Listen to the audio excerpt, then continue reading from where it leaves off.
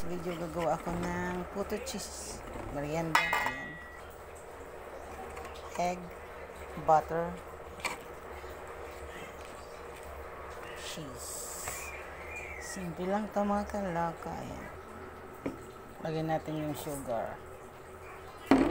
Egg. Ayan. 2 eggs lang. Nilagay ko na yung butter. Ayan. Mekos-mekos na natin. Ayun mga kalaka. Pasensya na muna tayo at wala tayong taga-video. Talagang sariling sikap si Inday, ang inyong lingkod. Mga kalaka. Ayan. Mekos-mekos. Ayan. Pati yung ano ko umiikot. Ayan.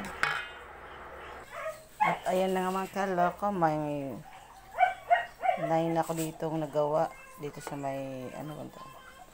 Puto molder. Ayan. Pero meron pang kaunti. Ayan.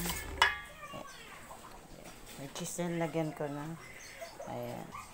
Ayan. Tingnan na natin. Ayan. Kulong-kulo na. Lagyan na natin.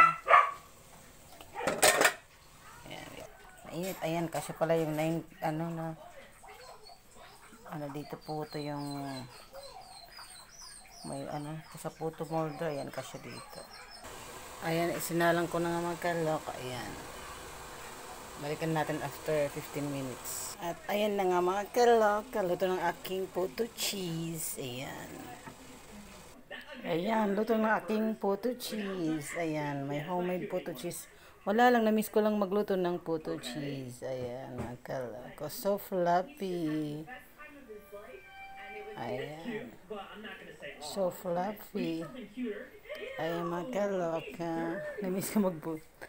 At sa magtatanong, hindi po ano to all purpose yung ginamit ko, only flour. Ayan. O diba?